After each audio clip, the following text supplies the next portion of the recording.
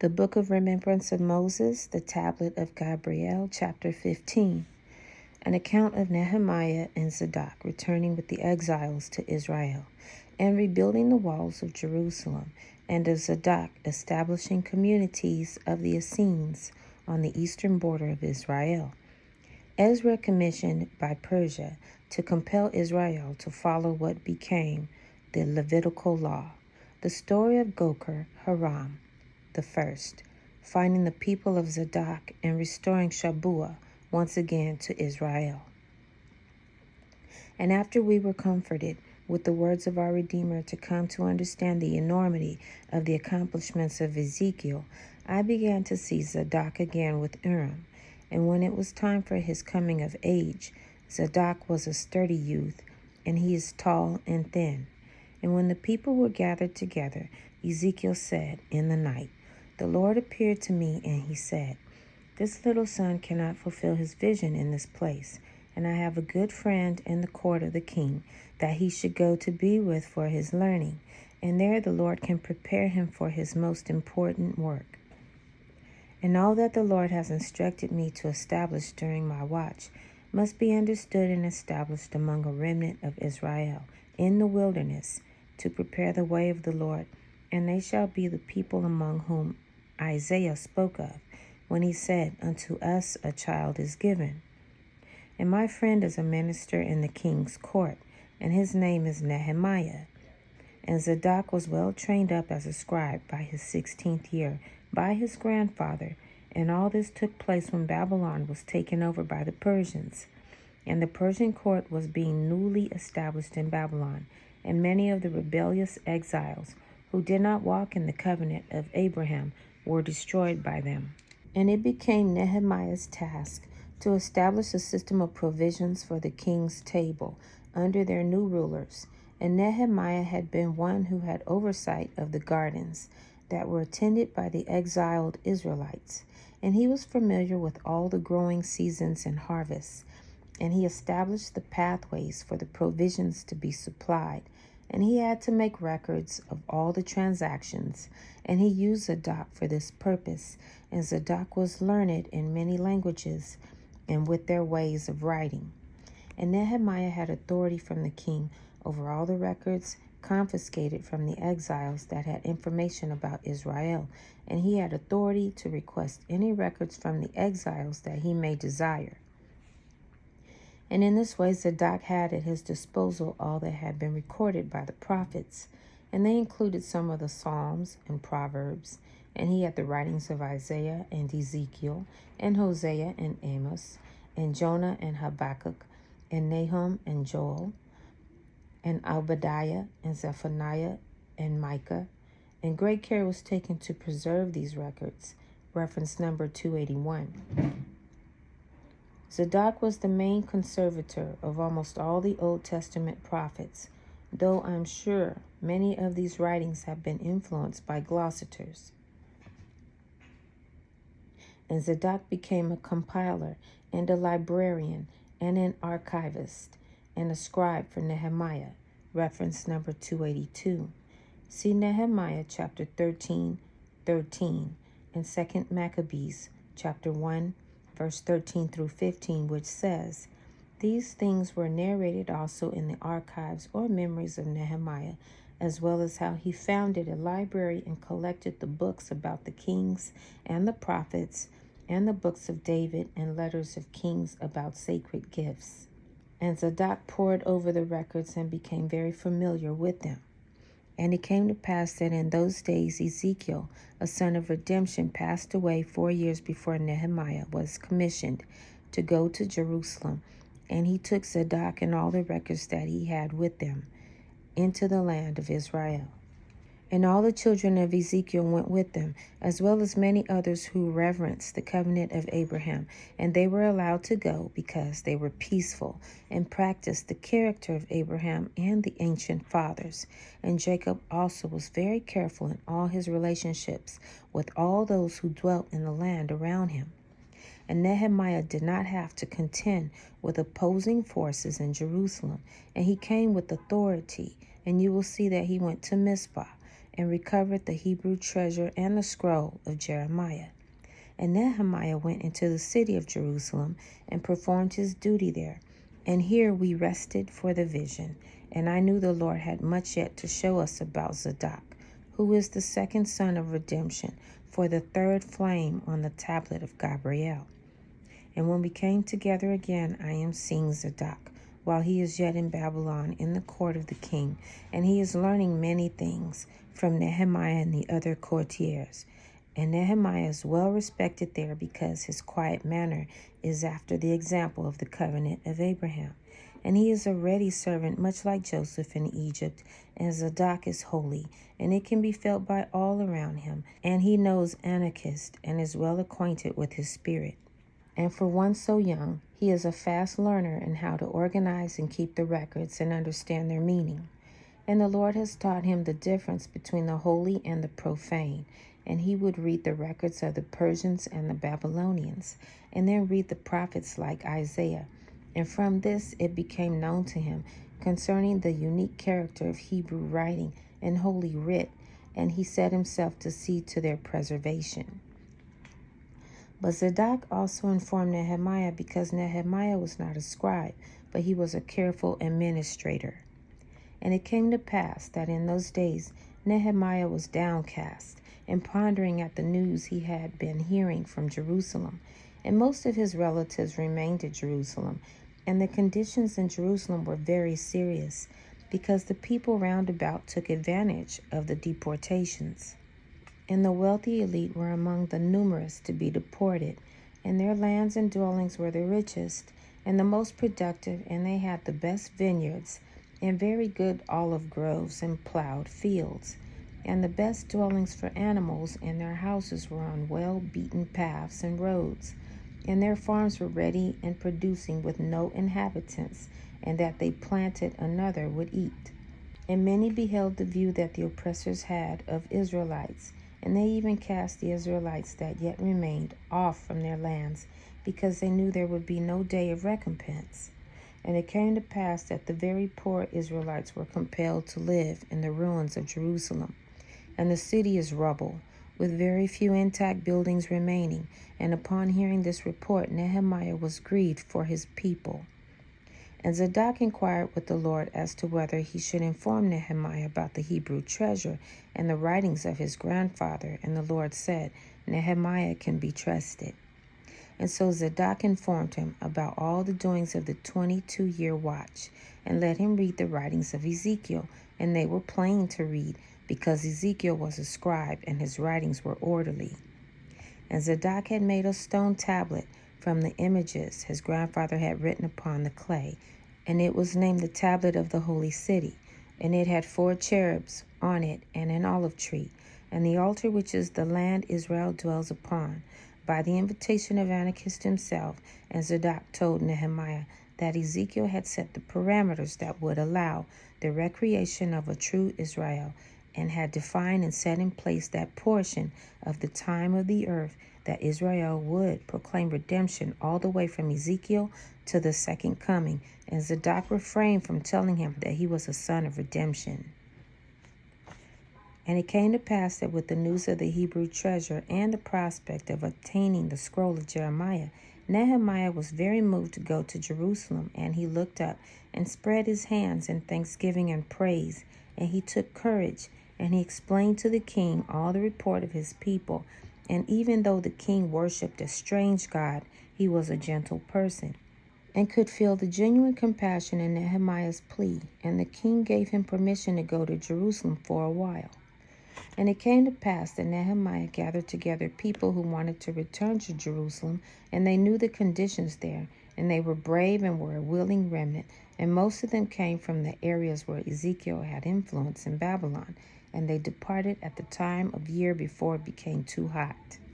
And Zadok went with Nehemiah to Jerusalem, and when they arrived, they met with all the Israelites who lived in the rubble of the city. And after surveying the situation, Nehemiah began to perform for the people there his same task that he had in Babylon, and he procured provisions for the people. And with the few lands the Israelites still retained, he arranged for them to get laborers to bring up the harvest. And Nehemiah procured back some lands taken illegitimately, and he paid those who had taken the land, and he was seen as one who had the authority from the king, and they did not resist him. And Nehemiah was not threatening to them, and he bought provisions from those who had encroached upon the lands of the Hebrews, and in this way peace began to once again come to Jerusalem. And after all this was done, Nehemiah went to Mizpah and obtained the Hebrew treasure in Urim and the scroll of Jeremiah that Gedaliah gave his life to preserve. Reference number 283. Jeremiah chapter 41, verse 1 through 2. And it was soon discovered that the easiest dwellings to repair in Jerusalem were located next to the walls of the city, and the rubble from the walls covered over them. And so it was expedient that they first repair the walls, starting where the best dwellings were located. And no one resisted his efforts, because he was mild-mannered, and only Israelites lived in the city.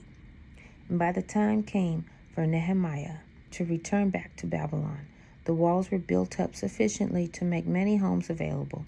And at this time Zadok was faithful to the record of his grandfather, and he stayed behind. And he sought out a place just outside the eastern borders of Israel, where he could establish a righteous people who would begin to prepare the way of the Lord in the wilderness. And Zadok searched and was led by the Lord to come to a land south on the eastern borders of the Dead Sea. And they named the place after one of the sons of Shaphan, and it was called Elasah. And remember, Elasah was the messenger who brought the news of the Hebrew treasure to Ezekiel.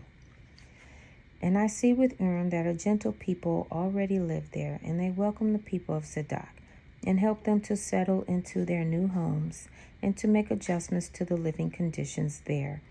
And there was at that time a fine stream of water that ran down from the hills, out to their fields and pastures. And by the grace of the Lord, the land of Elasah prospered, because the people walked in harmony together. And the people lived mostly in caves, and the returning exiles grew in number in Elasah, and the rest of the Israelites continued to dwell in Jerusalem and the areas round about. And Zadok was a great teacher, and he was soft-spoken like his grandfather. And he was very intent to see to it that the culture and tradition emerging at Elasah comported well with all that Ezekiel established within the holy parameters. And he taught the people to study, and many there became literate. And his was the first effort in Israel to see to it that all the children learned to read and write. And he was accused in jest of building a city of scribes. And it came to pass that when Nehemiah returned, many from Elasah went to Jerusalem to help finish repairing the walls. And Nehemiah finished his task of organizing provisions in plenty for the people. And the people from the city would go out and labor together in the planting and harvest. And they loved Nehemiah and Zadok. And they in this way began to have all things in common together in Jerusalem, and no man would sell anything to his fellow, but they shared all they had produced in common. And there were no hirelings among the righteous, and no man was in debt to his neighbor, and all the while there was no contention with the peoples round about. And when Nehemiah left, those in the city were well cared for, even though much of the city remained in ruins.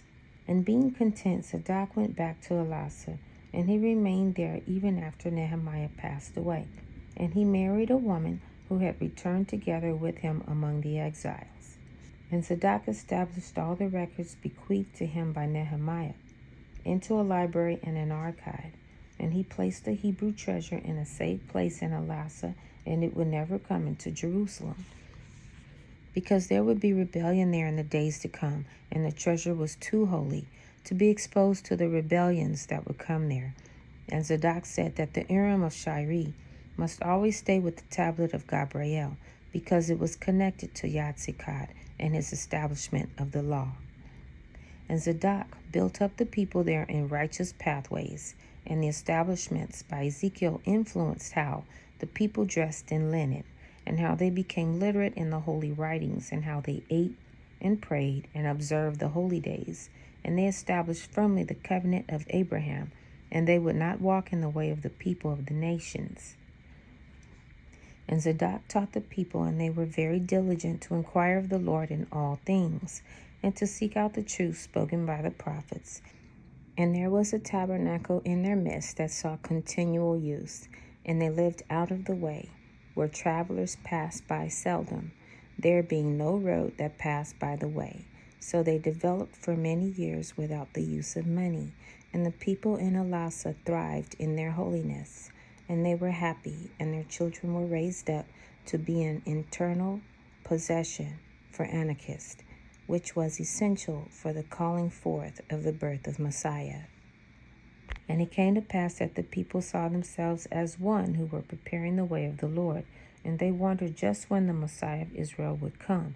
And Zadok prophesied and said, when the 7th generation here in Elasah is born, you must enter into a prayer watch and call forth a prophet in Israel, who will restore fully the vision of Israel and set all things in their place in preparation for the Messiah.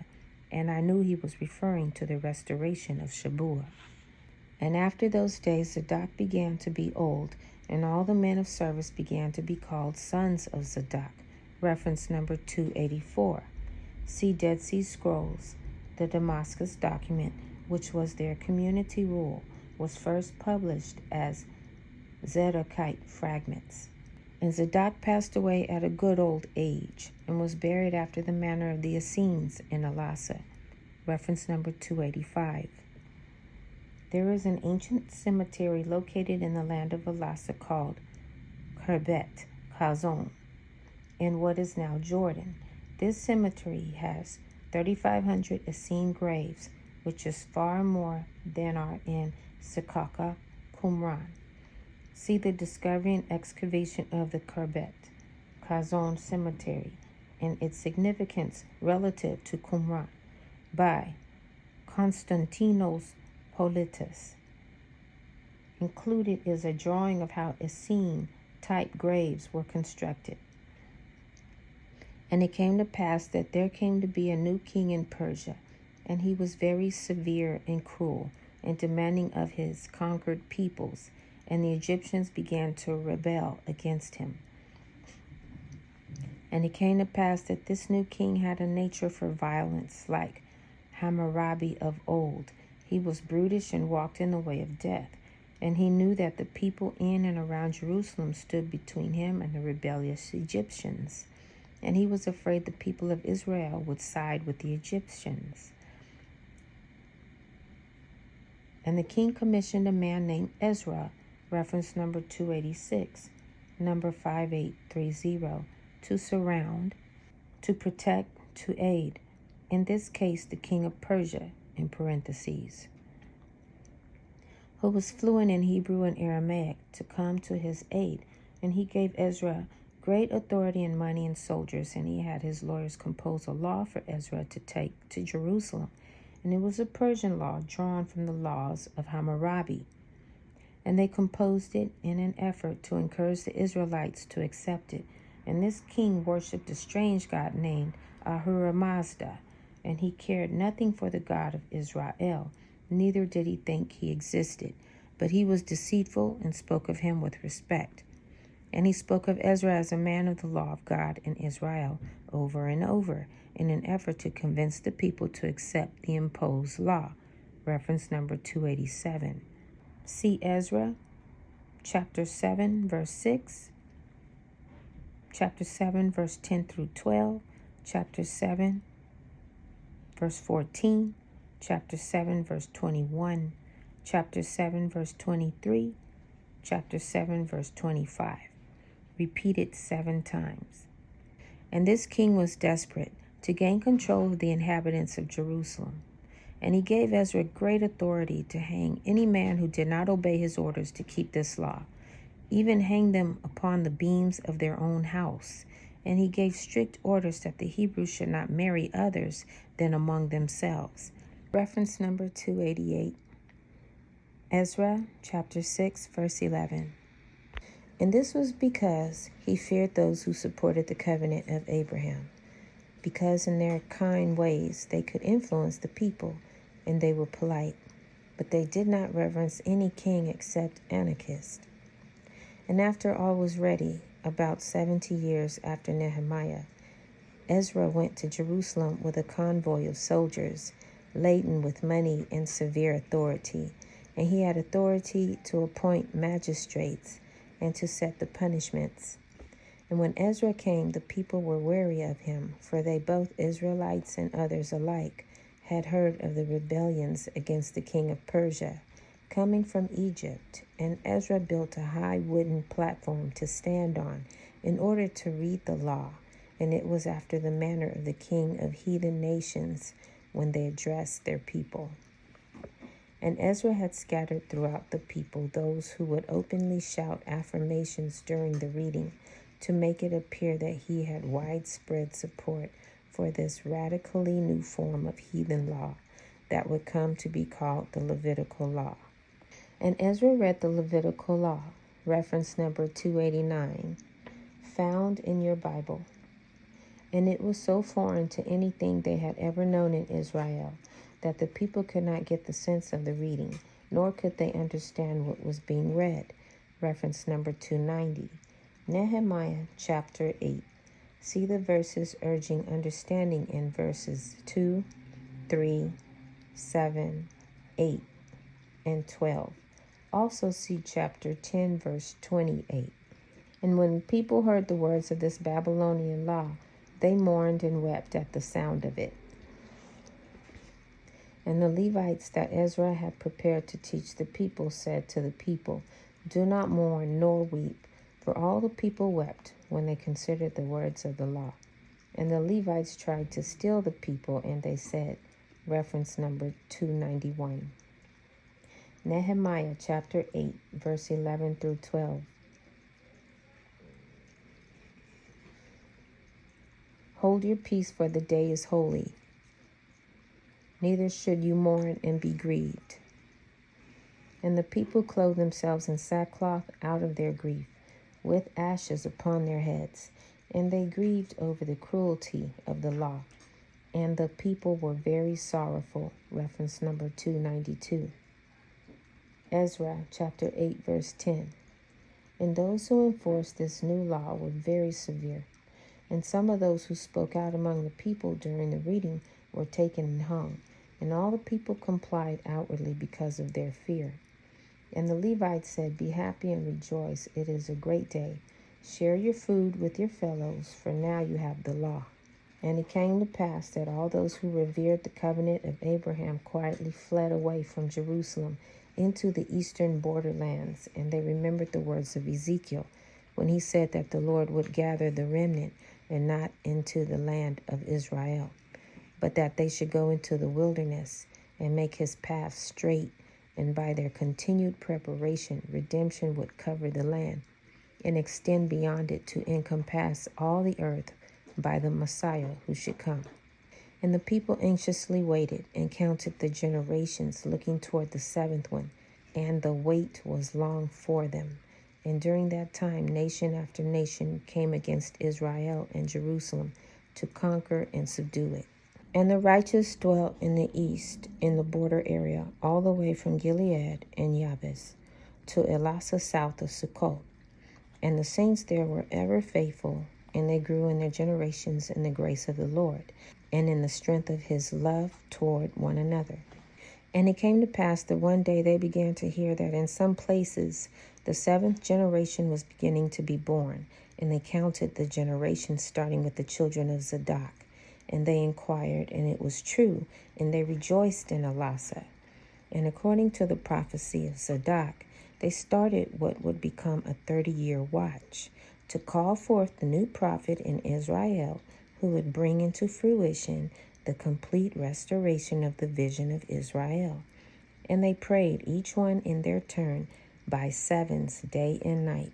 And they studied the scriptures with solemn regard, and they bathed each day, and partook of the bread and wine, reference number 293, new wine, which they called the holy food and the holy drink, to affirm their covenant and commitment to Anokeesed. And it came to pass that during that first year of the watch, Tohorah in her old age, reference number 294, 55 years old, conceived Achab. And he was born during that time, but the people knew it not. and the prophecy said that he would be found among the potters. And they began to search for many years to find the prophet, and all the potters in Elasa wondered if the prophet would be found among them. And all during that time there was much talk of the matter. But when they found Achab, he dwelt at the farthest north settlement near Yabes, as it has been written, and his 3 names are Shub, Achab, and Goar Harim, the breaker of mountains. And it came to pass that Goar Harim moved to the land of Elasa, and there he dwelt for 20 years, until the temple high priest had sought him and burned down his house and destroyed his potter house. And this took place during the times when the Maccabees were cleansing their temple, and Achab brought with him all the records he had and his Urim, reference number 295. So now there were 2 Urim in Elasa, and the records were combined there. And this is the account that was viewed by Urim and written concerning the birth of Goar Harim the first, and of the Essenes of Elasa finding him. Reference number 296. The rest of this chapter from verse 66 is a quote of 1st Kahee, chapter 6, verse 68 through 117. And it came to pass that into these conditions Shenab begot a son in his old age, and the wife of Shenab was called Tahorah, which means to be pure. And she kept their sheep, and having passed the time in her life to bear children, she attended her flocks, as she dearly loved her sheep. And it came to pass that while Tahorah watered her sheep, an angel of the Lord appeared unto her, and he told her that she was to be with child, and that the child would be a son, and his name should be Shub, for he would restore Shabuah unto the people of the Lord. And she rejoiced in her heart, and she exclaimed unto the angel, Who shall I say unto my husband has brought me these tidings? And the angel answered, Tell him I am called Michael, for I am the prince of Shabuah. And Tahorah straightway left her sheep and returned home rejoicing.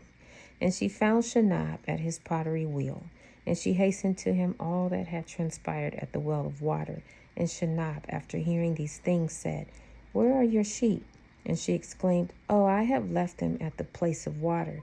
And she hastened back again.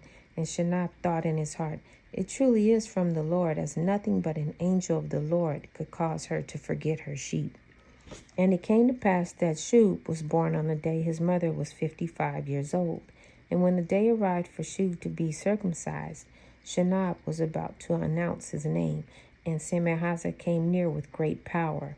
And Shenab sought the Lord earnestly in the face of it, and the Lord counseled him to call his son Shub in private. But his public name would be Achab, which means a friend to his father, so that his vision could be hidden from the wicked. But the Eerkodeshiy and the host of heaven would call him Goar Harim. And thus was baby Shub born with 3 names. And he was raised up unto the Lord in righteousness, and the sheep of his father had a hireling for a shepherd. And it came to pass that as Achab grew, he loved to dwell among the Eerkodeshiy, and he would resort to the waters of Jabbok, when his father went in search for clay. And his mother taught him to pray unceasingly unto the Lord, and his father taught him to love the Lord God with all his heart and soul. And it came to pass that one day, as his father sought for clay, Achab went along the brook Jabbok, and there before the cavity of a rock east of Jordan, reference number 297, where Elijah stayed, Achab had a vision of Messiah, and he saw him in all things. First he beheld him in the waters, then in the rocks, and in the wind. And thus it continued all that day, insomuch that he beheld Messiah in all things. And his eyes beheld him all that day, whithersoever he looked. And at the end of the day he fell exhausted in the mouth of the cave. And in the morning when he awoke, he wist not what it meant. And he immediately set out to see his father. Now at this time Achab was in his 40th year. And when his father beheld him approaching, he discovered him to be filled with the Spirit. And Achab came to where his father was gathering clay, and he rehearsed unto him all that had taken place with him. And his father knew not what it meant. And in the night Shenab earnestly sought the Lord concerning what his son had told him. And it came to pass that the Lord spoke to him and said, Unfolded before the eyes of your son was the religion of Shabuah. For he is to be a mighty prophet unto me, and he shall arise to restore to Israel all things as they should be as at the first. And he shall be called a teacher of righteousness, and I shall call him Goar Harim. About this time next year, I would that he should come unto me upon Mount Pithom, being guided there by the hand of his uncle, the youngest brother of his mother. And there I desire to speak to him. And the Lord left off speaking with Shenab. And in the morning Achab loaded up the donkeys of his father with clay, and they returned unto Jabez, into the house of the arms of his mother. And his mother rejoiced at the news, for in her heart she knew he was to be a prophet of the Lord, notwithstanding she had been taught that Shabuah was only an ancient memorial that was spoken of by the scribes. And it came to pass that all that year Tehorah prepared her son to visit Pithom, and she made him clothes of pure linen, according to the word of the Lord unto her. And his father made him a staff of wood that was red like rosewood. And when the day came that he was to depart, as he sat upon a donkey, his mother came and anointed his feet from a jar made of alabaster. And she put her hands upon him and said, Listen, my son Shub, the Lord has told me you will be walking on holy ground. Pay heed that you walk in holiness before the Lord there, and listen to all his words. And the lad knew it not, but his mother hid from him a sickness that she carried, for she revealed it not to him, for fear it would distract him from the purpose of the Lord. And it came to pass that Achab and his uncle set out for Pithom, and they ascended up the mountain to the valley that extends between its peaks, even into the place where Shem called forth Shabuah, and it was cold. And they had to gather their garments about themselves, and they had to bind their feet. But in the morning it was calm. And Achab went off alone to pray, and he knew it not. But he prayed near the broken down altar of Shem, that was blessed by Zedekiah. And when he approached the Lord, he rehearsed to him all his sins, and repented mightily before him. And he recounted to the Lord all his love for him. And the Spirit of the Lord wrought upon the lad, and the Lord said, See these stones whereby you stand. And the Lord pointed to them, and the Lord spoke unto him gently. And he told him that what he had seen at the waters of Jabbok was called forth by Shem, and that these very stones were his rocks of witness. And he told him that it was his desire that the religion of the vision of Jabbok was in need, to be brought again unto Israel. And the Lord called him Goar Harim. And Achab wondered, as he had not heard that name. And Messiah told him with love in his voice that the mountain would obey him, and all the Eerkodeshiy would obey him, inasmuch as he walked in holiness before him. And the Lord told him that when he was a man at age 25, he was to obtain the records of his grandfathers that were deposited for safekeeping, and they were called the heavenly tablets of Shem. And the Lord told him that he would reveal all things to him, even as he had need, and for him not to be afraid of men, but know that Messiah would walk with him. And it came to pass that the lad returned to his uncle, and he said not a word. But they proceeded down the mountain, and when they got down to where it was warm, they encamped and rested themselves, and they remained there for 4 days. And Achab still did not speak of it to his uncle. And when they returned home, Tehorah, his mother, lay dying, and she called him to her, and she said, Did you find the Lord on the mountain? And he replied, Oh, yes, my mother. And he called me a strange name, which is said, Goar Harim, and told me of some heavenly tablets.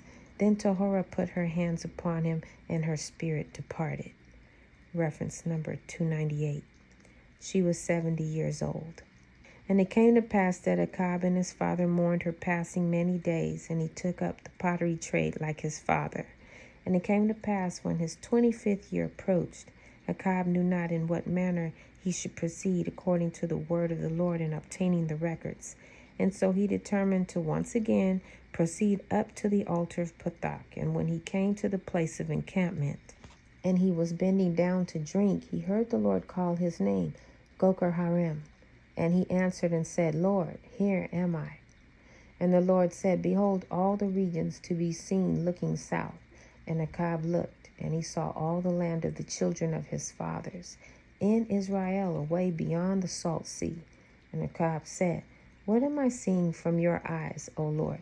And the Lord opened up his eyes, and he saw the vision he had for the children of Israel. And the Lord said, "It is the place in the land of my nativity." And Achab was astonished, and he exclaimed, "Can the God of heaven, who is in all things, be born and have a home like a man?" And the Lord said, "I can. And it is expedient that all things be prepared before me." And Achab said, "What is it that I shall do to prepare the way for you, O Lord?" And the Lord said, "Look." And Achab looked, and he saw a hillside, and near the top of it was a cavity in a rock, and inside the rock within the earth was deposited the heavenly tablets. And Achab said, "Forgive me, O Lord, for not knowing the desires of your heart concerning the heavenly tablets." And the Lord said, "Go to the hill that you saw when in search of clay, and obtain the records of your ancient fathers, and do all things according to that which is written thereon, and ever walk in holiness before me, and do all things according to my will. For the people have been corrupt a long time, and the time has come to answer the prayers and yearnings of all the holy prophets, and restore the knowledge of the Lord." And Achab knew why his mother called him Shub. And he replied to the Lord, "I will do all things according to your word, O Lord." And he worshipped before him. Now Achab hastened himself down from off the mountain, and he went straightway to the place of his vision, for he had passed by the place many times on his way to obtain clay. And it came to pass that he camped in his usual place in his clay yard. But when it grew dark, he went to the place the Lord had shown him, and he let himself down with a rope. And there he discovered and obtained the heavenly tablets. And in the morning he secreted them amidst the clay, within the burden of his donkeys. And on the way some brigands held him and would have his money, but beheld that he was only a poor potter. And they saw his clay, and they cursed and departed. And when he returned home, and he saw the tablets in the light of day, he had 12 stone tablets, and to his dismay he could not tell anything about what they were. And he repented before the Lord, and he grieved to think he would fail before the Lord. And he retired to his bed troubled, and he could not sleep. And in the night he cried out unto the Lord for forgiveness, for he knew not how to understand the records. And it came to pass that the Lord appeared before him, holding a curious instrument in his hands. And the Lord called it the Urim and Thummim. And he gave Achab 2 stones exceeding white and clear, and he gave him other stones, and told him to make one like the one he had held before him. And he said that in this manner he should understand all the things concerning the records. And the Lord instructed him to tell no man, and that he should not reveal the name his mother had for him, nor what the Lord called him upon the mount, until the Lord should direct him, but that he should continue with his pottery work, and unfold the records as he could. Now Tohorah had spent all she had to see that Achab was taught the learning of a scribe. And all her family rebuked her and said, "Why is it that this one should learn to write like a scribe, seeing he shall follow after the trade of his father?" And they considered that she did indulge in the child, she having had him in her old age, and he being her only child. But in this thing we shall see the wisdom of the Lord, for who among his enemies would think to look for a scribe among the potters? And in this way Achab was able to bring forth the records with discretion. Now know that since the beginning Achab had confided in the son of the brother of his mother, who was his same age, all the things that had transpired since the cave of Jabbok. And as all the records unfolded, he taught them to many of his family, and they were people of faith. And it came to pass that a man and his wife were looking to obtain large pots for a wedding, and they overheard someone talking concerning Shabuah, and those things which were upon the heavenly tablets. And they exclaimed, "Are you a prophet of the Lord?" And Achab answered, "You have said." And they fell down before him weeping. And he leaped back and said, "What is it you are doing?" And they said, "We come from a place where are there some few gathered together, and the people languish in need of a man of God. And we have been now for almost 20 years praying earnestly that the Lord would reveal to us a prophet in Israel. And there is one among us that had a dream, that such a one would be found among potters. Will you come and visit with us? For we live in the regions of Succoth, beyond Jericho. And Achab said he would, and they departed rejoicing. But Achab delayed his coming for some days, so that he could seek the Lord. And it came to pass that they returned with some of their brethren, beseeching him to come. So he went with them. And when they were come, he found a people who had become steadfast unto the Lord. Notwithstanding, they had no knowledge as to how to please him, and they were groping to find a way. And he came in to them as they were praying and singing and praising the Lord, and they greeted him openly and called him the prophet of the Lord. And Achab said, What is it you want of me, seeing that I am but a potter? And they answered, The Lord knows. We have a desire to establish ourselves and become Yahad. Reference number 299. Community. Unto the Lord. Has the Lord revealed to you in what manner we should proceed? And Achab answered, I know that there is one among the heavenly tablets that speaks plainly concerning how a holy community should conduct itself, and the manner of the law that they should keep. And an uproar spread through them, and they exclaimed, Surely you were sent by the hand of God. We will do all things according to that which is written upon the heavenly tablets. And they fell upon the necks of each other, rejoicing. And it came to pass that Achab within 2 years went and dwelt among them, and so did all his family. And they dwelt by the borders of Ammon near Rabbath. Reference number 300. Rabbath, Moab, which is in the land of Elasah. And all those from Yabes, who were people of faith, went with them. And there they dwelt in peace, and they all began to keep the law of virtue, and they became a holy community for the Lord. And it came to pass that by means of the Urim, Achab interpreted for them in their language the tablet of Jeshurun. And thus they had the community rule, or that is to say, the part of the law of Moses used in daily living by all those who follow with the covenant. And he interpreted for them all the writings of the holy prophets, and he wrote hymns in abundance, for the hearts of the people delighted in singing. And it came to pass that Achab established the Passover according to the law, and also their times and days, according to the ancient law of 70. And he restored it as it was in the first, in the days of Enoch. And in those days the Lord was pleased, for at long last he had a place to rest among the people of the vision of Israel. Now the name of the wife of Achab was Shelevah, which means to dwell in safety. And she was very meek, and he married her upon her 20th birthday. And her mother was called Siahah, which means to converse together like a congregation.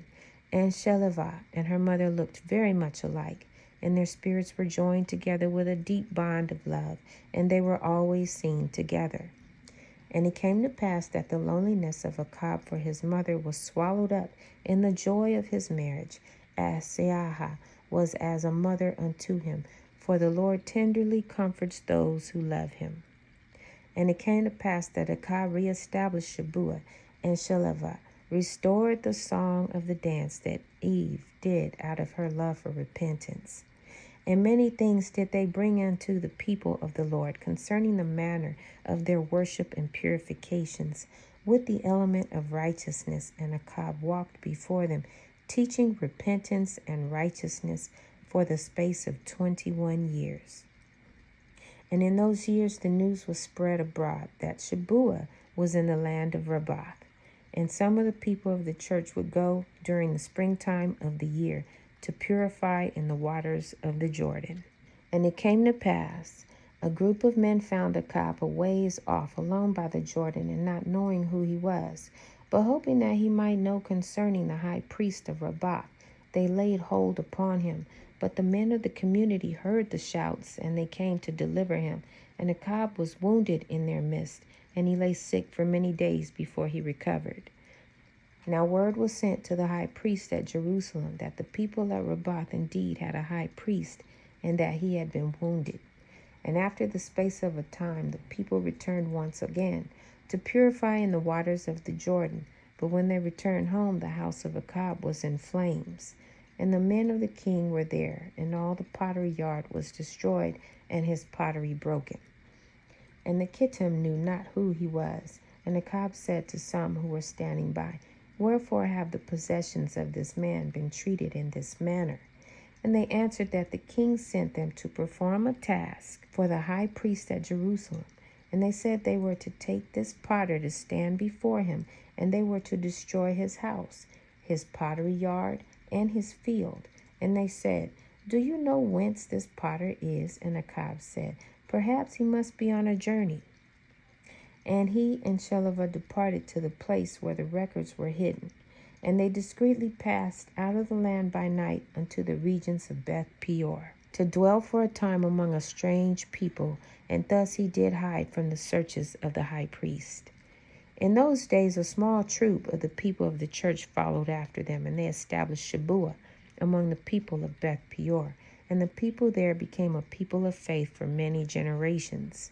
And it came to pass after some few years went by, that a man called Honi, who was a circle drawer, and who was the father of Elizabeth, the mother of John, gave his property at Shakath, with an orchard and dwelling to the church, and it was near the cleft of Moses at Shakath. Now the name Shakath means a place enclosed with protection, and after the church did fortify it against brigands, Achab and Chavah came secretly there by night, and he came there, as the people desired their high priest to be near the holy places of their fathers, and Shakath gave them the means to be secluded and protected in their privacy, and they laid by there a safe place for their sacred things, and in this way they kept their teachers safe. And it came to pass that with the passing of time, that same high priest in Jerusalem was put down, and another was put in his place. And during this time that Achab was in hiding before the next high priest arose, he had brought to the church much knowledge and preparation, and he was by necessity caused to write much of it, in a manner like all the holy prophets in Israel, insomuch that the wicked could not know what it was they were reading. And he wrote the book of purity laws called the Book of the Temple, and it was careful instructions for the church, as to how they must act in purity in preparation for the coming Messiah. And the book of the temple revealed how each person must behave and act, and it prescribed all their manner toward Messiah when in the presence of his doings. And he wrote songs to the Lord, and he taught righteousness and all the knowledge of the Eerkodeshiy. And their law forbade contact with or use of any of the Decadarchiy in all their living and worship. Now it came to pass that many people in Israel began to hear of the community, and they came to the regions of Shakath by Jericho, and the knowledge of it disturbed those who administered the temple in Jerusalem. And they began to hunt for the potter again, and all the people of the community would not speak his name, nor reveal any of his whereabouts or any of his doing in order to protect him. And they practiced the law of virtue and holiness. And it came to pass that they renewed Shabuah year by year, and kept the covenant of Moses in this way. They were careful to do all things according to the law. Reference number 301. The Hebrew treasure was in Elasah. And the Lord blessed them and prospered them. And Achab walked with God, and was highly revered in his old age among his people. And he was kept secreted against the searches of the high priest. And he brought great prophecies concerning the end of days to them, and they called it the book of the war roll. And the people kept their days and times according to righteousness, as did their father Enoch, but not as they did in Jerusalem. And there was the use of the element of righteousness among them, that carried great power, and it was always in effect among them, acting to bless and protect and purify. For it was in this way that the Lord protected them and saw to their every need. And they became a peculiar people, highly favored of the Lord. And Achab taught them concerning the intervention of agency, and that it could be the means whereby they may call forth the birth of Messiah. And Achab began to be old. And again a wicked high priest in Jerusalem sent his men out to see what they should see at Shakath. And it happened that when they were standing afar off, they saw dancers dancing toward the altar of the tabernacle. And they reported it to the high priest, and he said, Surely their high priest must be among them. And he marked the day, according to the reckoning of the community. And it came to pass that the following year he made ready, and he sent a large body of men out, and they secreted themselves before that self-same day, and they laid by waiting for the high priest to come. And when they saw the dancers, they rushed forth in one according, and took a cob, and bound the old man, and took him before the high priest in Jerusalem. And they took him to the room of judgment beneath the temple, and there they mocked him, and they smote upon him till he died. And there was great rebellion among the people of the church against the priest at Jerusalem, and the king was obliged to suppress them in their rebellion. And Goar Harim the first was a brother to the clouds, and he named Motsah the son of David. And he by the element of righteousness defined the conditions under which God was bound to intervene into the lives of mankind to restore his church. And he begat a Messiah who could restore and heal. And Anokeesed prepared the way of the Lord by restoring the church into which Messiah could be born and raised up to the Lord in perfect virtue. And thus ended the days of Goar Harim the first. This concludes the Book of Remembrance of Moses, the Tablet of Gabriel, chapter 15. Shalom, family.